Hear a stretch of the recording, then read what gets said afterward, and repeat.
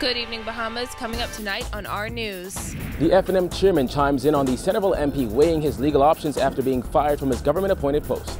Centerville residents sound off on Reese Chipman's firing by Dr. Hubert Minnis. We've got that story for you straight ahead. Noted attorney Wayne Monroe comments on the possibility of the Prime Minister being sued by a member of his own party.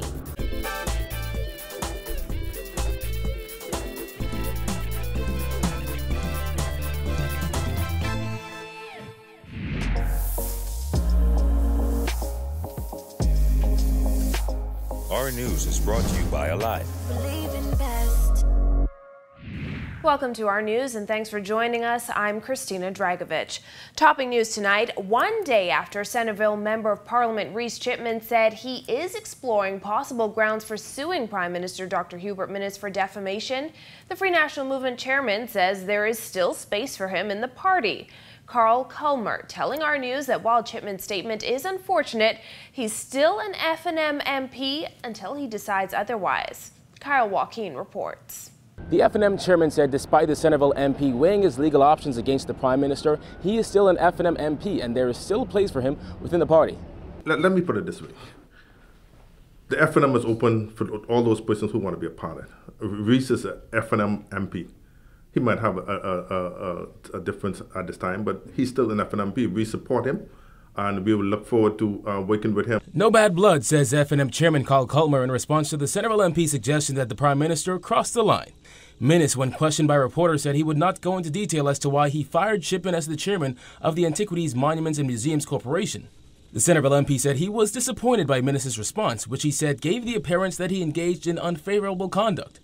Chipman even took it a step further, saying the Fnm standards have been compromised.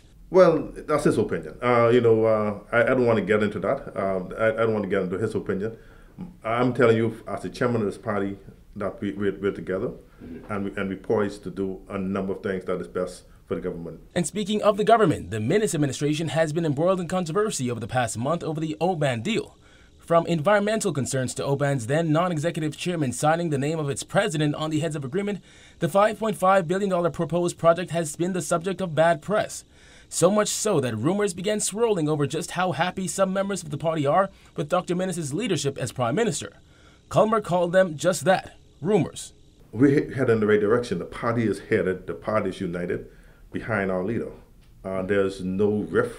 And I don't know how to put it. There's no rift in the Fnm. The Fnm is poised to bring progress, prosperity, and opportunities for Bahamians. Chipman is the first Fnm MP to vocally express his disappointment in Minnis since the Fnm's May 10th victory.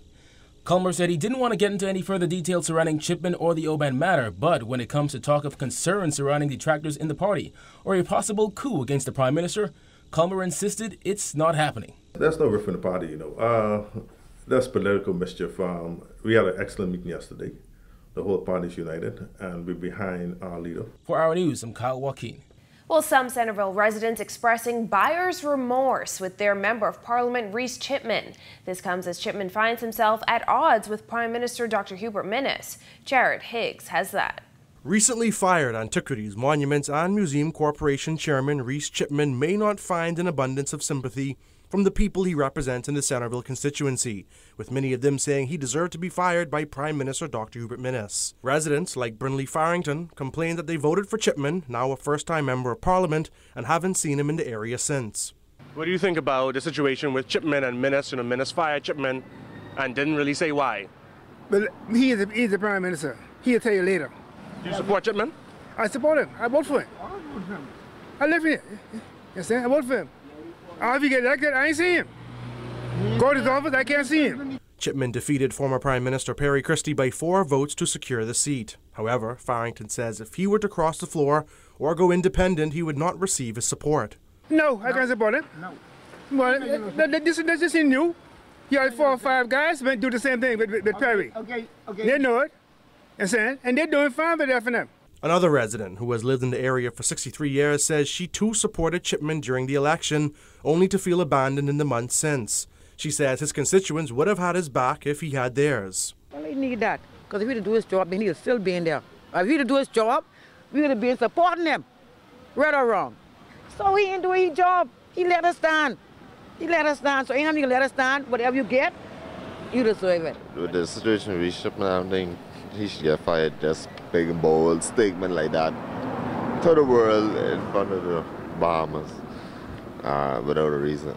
Now, we also asked residents what they thought about Chipman's announcement that they'll start removing outside toilets from the area starting next month. Now, admittedly, it was difficult to find an outside toilet in the area, but luckily we found one woman who had an outside toilet in her backyard. As you can see from the inside here, it's been destroyed, she says, from a hurricane, but she says she still hopes to get it all fixed up. While most residents agreed that outside toilets should be a thing of the past, some didn't believe the Centerville MP's announcement was genuine. No, you'll come right back here. Next month after that, and the month after that, and the two of them still there. That's only a talk. They don't mean no good. They don't mean us no good. It makes sense. Because the disease, kill the disease. Yeah. I agree 100%.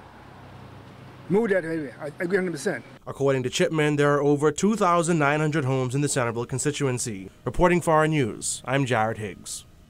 Thanks, Jared. And a little later, a noted Queens counsel gives his take on Chipman's next steps. Well, on March 20th, Prime Minister Dr. Hubert Minnis admitted to Parliament and the country that his administration made a number of missteps regarding its controversial deal with Oban Energies. However, Minnis also inadvertently admitted that he misled Parliament on Valentine's Day when he announced plans to sign the now infamous Heads of Agreement. The entire debacle contradicts comments Minnis made back in 2015 while in opposition.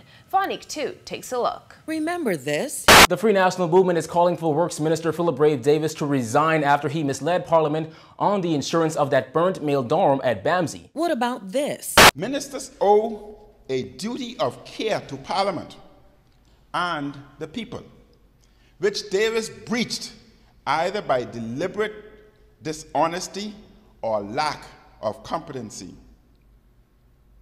The very definition of gross negligence is to say, or to refrain from saying something without the slightest concern as to whether or not his audience will be misled. On Sunday, March 14th, 2015, then opposition leader Dr. Hubert Minnis called on then Works Minister Philip Davis to resign, asserting Davis misled Parliament. However, Minnis' own words came back to bite him this week when it was revealed that he misled Parliament on the real date government signed a Heads of Agreement with Oban Energies. You see, on February 14th, Minnis told Parliament the deal would be signed the following week. Sure, a ceremonial signing took place on February 19th, but what Minnis failed to mention was that when he made the announcement in Parliament, the deal had already been signed 4 days earlier on February 10th. He didn't admit this fact till more than a month later. The document was not ready for signature, so he remained in the Bahamas until the 10th of February, at which time he signed the agreement. That would mean Duna signed the Heads of Agreement on a Saturday. PLP Deputy Leader Chester Cooper called Minnis out for misleading the House and advised the Prime Minister to take the same advice he gave Philip Davis back in March 2015. Resign. And the only question that remains is whether his misleading of the House was intentional or not. Either way, the course of action for this Prime Minister is very clear. Minnis didn't waste time firing back, warning Cooper to be careful. Chester Cooper was calling for your resignation. I tell him be careful too. That's all I say, be careful. Despite Minnis' defense, political observers disagree. In an editorial titled Cardinal Sin, the Nassau Guardian's National Review opined, when Minnis made his statement in Parliament that an agreement was concluded and would be signed the following week, he knew that the agreement was already signed days earlier, but made no indication of this.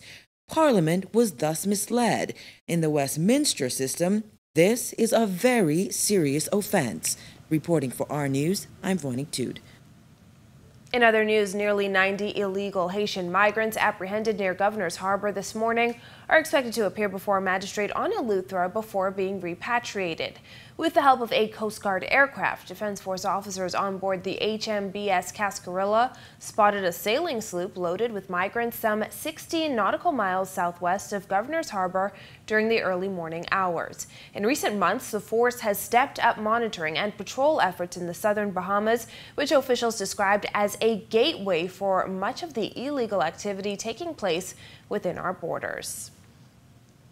And the Department of Environmental Health to start mosquito fogging tonight, beginning in western New Providence. This after receiving numerous complaints of mosquitoes throughout different parts of the island, according to Environmental Health Assistant Director Andrew Thompson. And we are requesting that the public be aware, and owners of BIs are asked to secure them at this time. Fogging will primarily take place between the hours of 6 p.m. and 10 p.m. And if the mosquitoes during this outbreak seem a bit larger than usual, Thompson says that's because they probably are. Thompson reminds residents to rid their yards of anything that can store water, such as tires and containers, and he says anything that can hold water should be turned over. In this case, the public play a significant role in reducing the threat, the risk, if they would only clean up, turn down the containers, cover, manage the containers, and where there is no need for it, to dispose of it. Still to come on our news, we'll tell you why one attorney says the Centerville MP shouldn't hesitate with his legal options. Plus, we'll tell you when you can expect the BAMSI audit to be made public. That's coming up when our news returns.